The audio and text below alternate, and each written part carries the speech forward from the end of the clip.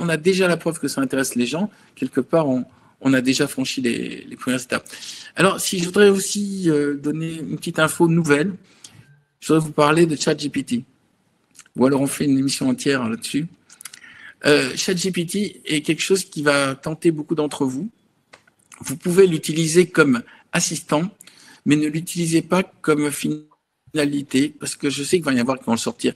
Il va y avoir de plus en plus de manuscrits comme ça qui vont sortir. Vous ne savez pas pourquoi c'est correct, mais en fait, c'est parce que le système ChatGPT copie les systèmes qui marchent déjà. Donc, vous avez une sorte de minimum de qualité, mais par contre, un manque total d'originalité, vu que ça copie les systèmes qui existent déjà.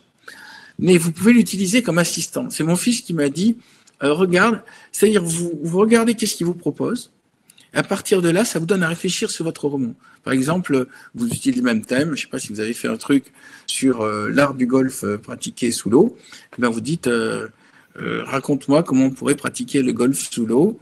Et le machin va vous sortir un texte. Et là, ça va vous permettre de comprendre mieux comment on peut raconter l'histoire.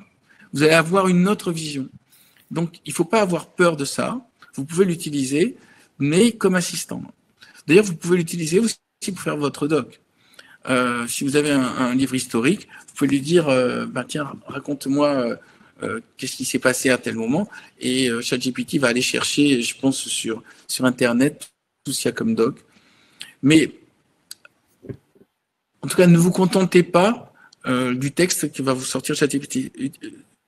Cantonnez-vous à une place d'assistant. Et puis, ne le signalez pas, parce que je pense qu'il va y avoir une guerre bientôt entre les éditeurs, les défenseurs de tout ça. Moi, je considère que c'est un outil. Je ne l'utilise pas parce que moi, j'ai trop d'idées, mais j'ai vu des gens l'utiliser. C'est pas inintéressant et ça serait dommage de ne pas, en tout cas, aller voir pour savoir comment ça fonctionne. Voilà.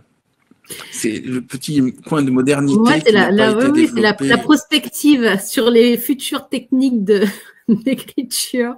Bon, en attendant, notez vos rêves et musclez votre créativité quand même, parce que celle-là. Et puis, le problème, c'est que si vous le faites faire par ChatGPT, vous n'allez pas vous amuser à l'écrire. J'en reviens quand même à l'idée, le vrai kiff, le vrai moment où vous allez être heureux, c'est quand vous allez avoir une bonne histoire que vous avez entièrement écrit vous-même, avec un personnage que vous avez entièrement inventé et un suspense qui marche à tous les coups. Là, vous allez avoir une réelle jouissance. Et ne l'offrez pas à un robot ni à un logiciel, mais vous pouvez vous faire aider. Voilà. Merci. Je sais pas, attends, j'ai pas vu dans les remarques, je sais pas, je choque personne. Non, mais ChatGPT, non, ça va. C'est juste les outils de notre époque. Comme, vous savez, au tout début, quand j'utilisais le traitement de texte, quand j'étais journaliste à l'Obs, les gens disaient, quoi, tu utilises un traitement de texte? Alors c'est l'ordinateur qui écrit le texte à ta place. Je dis non, c'est une sorte de machine à écrire, c'est tout. Mais du coup, je me suis retrouvé dans des débats